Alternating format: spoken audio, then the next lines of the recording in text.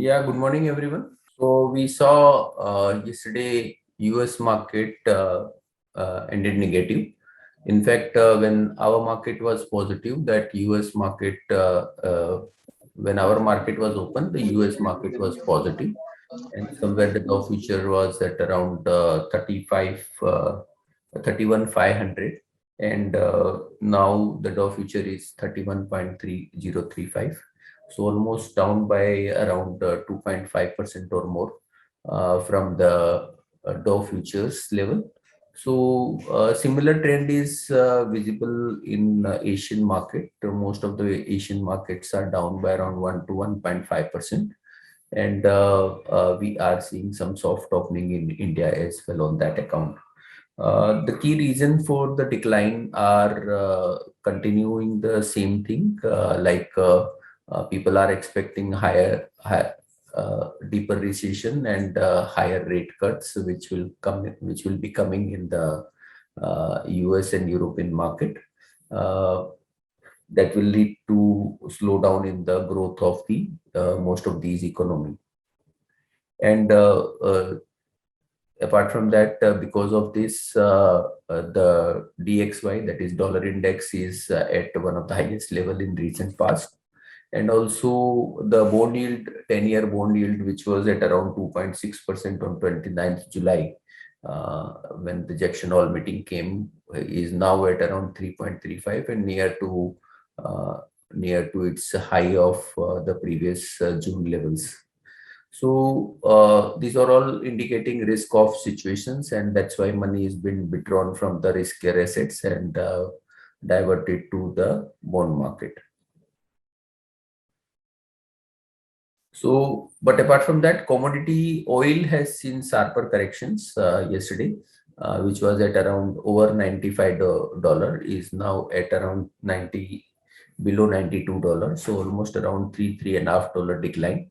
That too again led by the similar things, we saw some up move in the oil on account of some marginal cut by the OPEC plus, but that really lasted only for 2 days, and now we are seeing sharper corrections because of the slowdown. Apart from that, iron ore is down by around 1%, and steel is more of a flattish. So looks like more of a profit-taking day for today in India also. I'll request technical team to take up from here.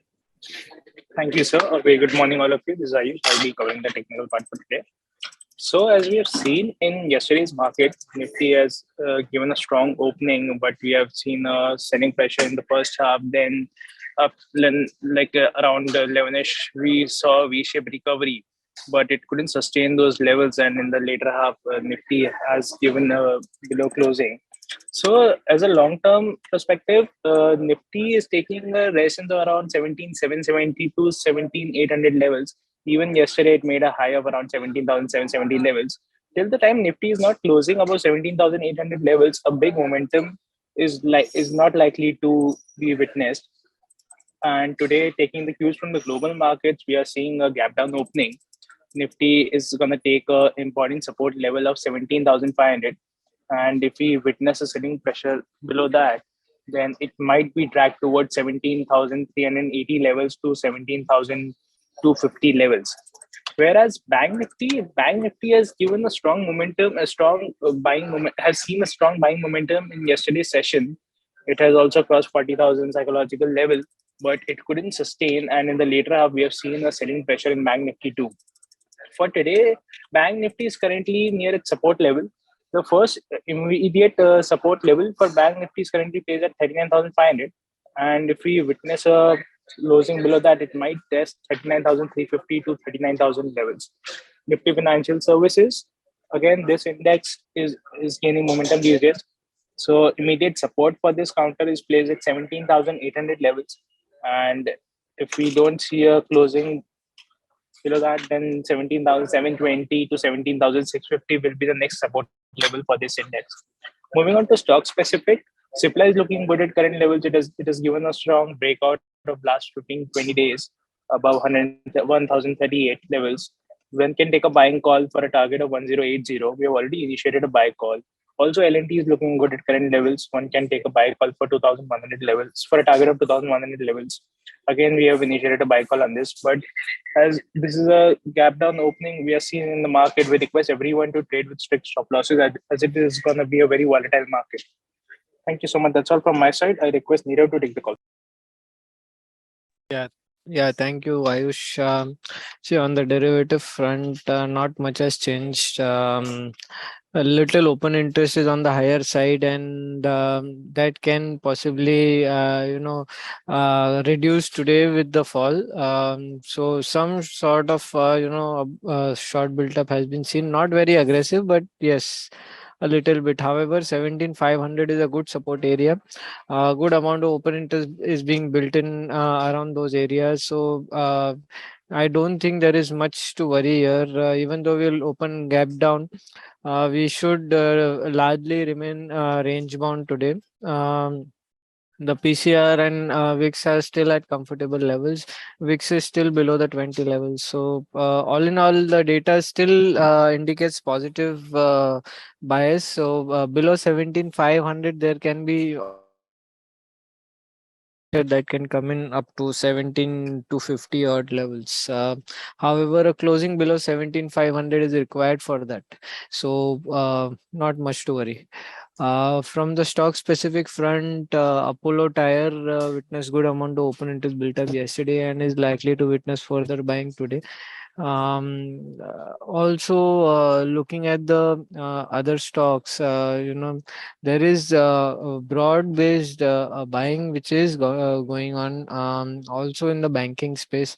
The larger banks are witnessing good amount of buying support for the last few days, and this should continue on the downside. Now today, IT seems to be one sector which can give good support to Nifty, and this sector can, after the first few minutes, witness good amount of buying support, and this is one sector which has been down and hasn't really come up that much, but it will witness good buying action now going forward. There are not many shorts in the system now, so look out for the same.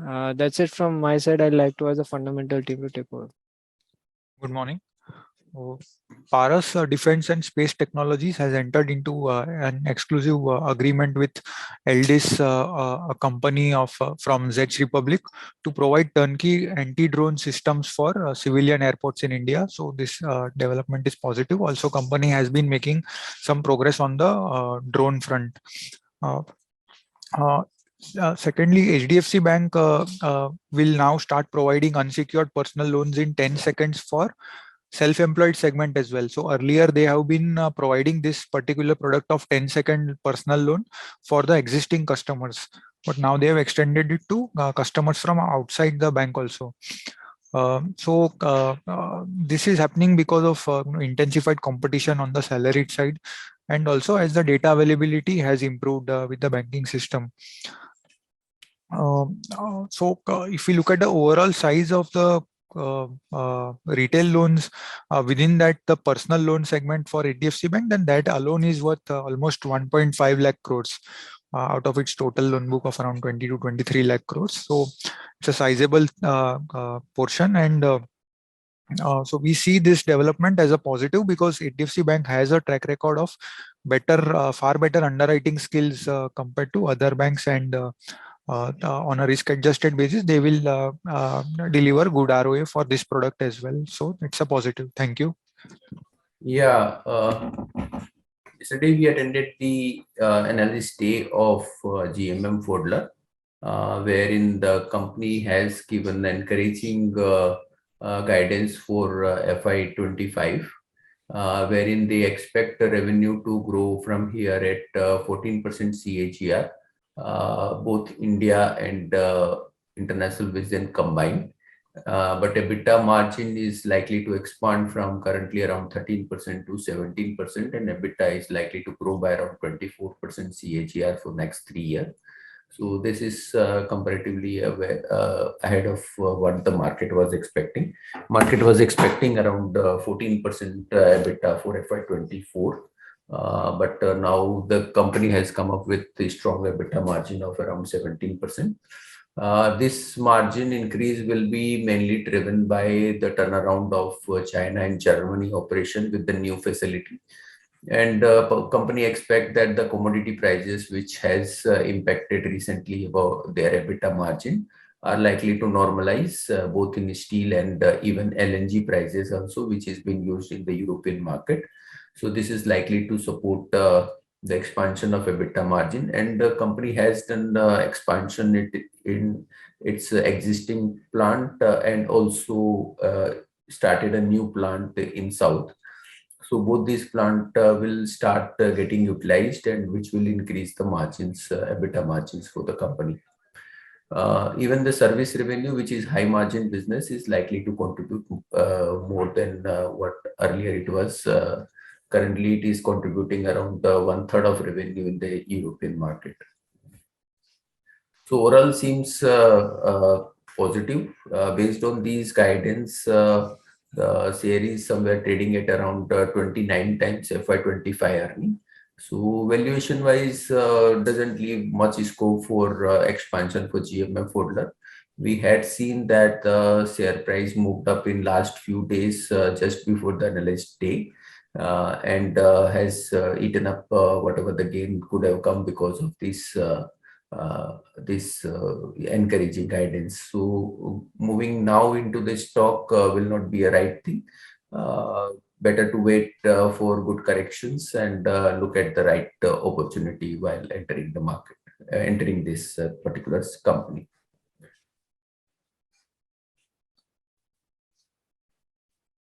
So now I'll request commodity team to take up from here.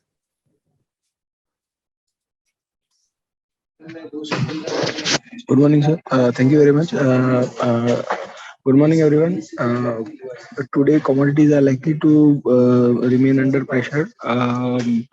Gold could test 50,000, 150,000 on lower end. 50,000 is a good support area. So for a pullback, one can buy with a stop loss of 49,800. But it should be cautious trade. However, profit taking is expected on higher end. So keep taking profit. Silver too expected to test 50 to 500, which is a support area. So for a trading purpose, one can buy for a pullback, but advisable to take profits on higher end, and can sell again at 53,500. It should be weak below 54,000. So expecting prices to correct from 53,500. Crude 68.50, 68.30 is a next support area. But however, prices are expected to correct. Closing below 68.30 would lead to further correction, and a pullback may come, but eventually selling on rise is advisable. So if 68.30 hold for a trading perspective, one can buy for a pullback with maintaining a small stop loss. Have a week below 7,000. So maybe if a pullback comes, then 69.30, see 7,000, and again prices could be under pressure. Natural gas also looks weak. Prices are expected to test 630, 625 on lower end. It is opened gap down, but we expect further correction. So selling on rise is advisable in natural gas. Metals too expected to trade weak. Copper 630, 628 could be the next level. So selling around 638 is advisable. It should be weak below 644 resistance zone. So zinc also 284 seems to be a good support, but eventually have opened below that. And if 284 is it is sustaining 284, then prices could correct further till 280. So selling on rise is advisable in zinc too. Aluminum we have seen 201, 202 level have breached, and which and closed below that. So further correction is expected in aluminum also. So selling on rise is advisable in aluminum also. Yeah, thank you very much. Ria can take over from here. Good morning, everyone. So, on the currency front, dollar index had again surged above the level of 110 and trading above the same. Uh, the For on the euro side, it has again slipped back into the parity side. There are news coming in that there could be an energy cap that will come in euro as well as in the pound.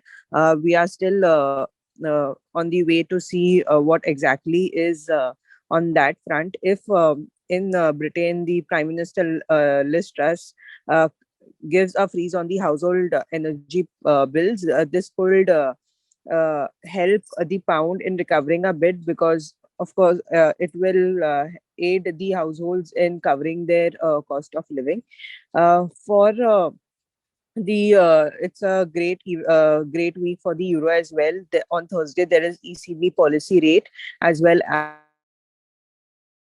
European Union ministers will meet on Friday to discuss the urgent measures to respond to the surge in the gas and the power prices. Eventful week for the euro, and one should keep an eye on it. For the USD INR, it will be purely the movement of the dollar index right now. There could be some intervention that could come from the RBI side, but our view is buy on continues to be buy on the dips.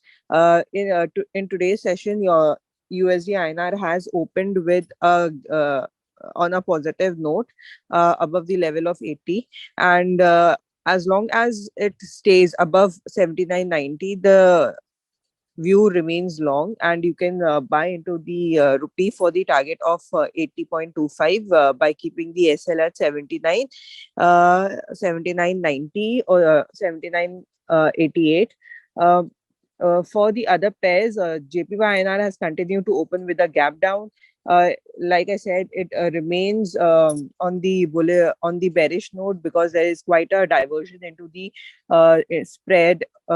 interest spread between the two economies. The downward pressure will continue on to the USD JPY, and same will be reflected into the JPY INR as well. In today's session, it could test even 55.50 to 55.20 levels. Keep an eye, if there is any pullback, you can go short into the JPY INR. Euro INR and Pound INR has also opened with a gap down. GBP INR, unless there is some action taken by the new Prime Minister, it will continue to be on the downside. If there is any pullback towards 91.99, you can go short into the pair for a target of 91.48 by keeping the SL at 92.18. For the Euro INR, the resistance is at 79.50, and right now I think a small pullback will come into the pair, and one can go long above the same 79, above 79.48 for a target of 79.94 with stop loss at 79 uh, 10. So wait for a pullback in Euro INR, because there is a rate hike that is happening, and the EU minister that will be meeting in on Friday to discuss the gas crisis. I think they even Europe will go ahead with the price cap. It will not solve the entire crisis, but it will give some relief to the economy, and this could aid into the strength of the Euro USD, which will be reflected into the Euro INR as well. So I think wait for a pullback for the Euro INR to go long. So that's all on the currency front. Thank you. Subscribe to our YouTube channel for in-depth interviews of India Inc. and press the bell icon so that you do not miss our updates.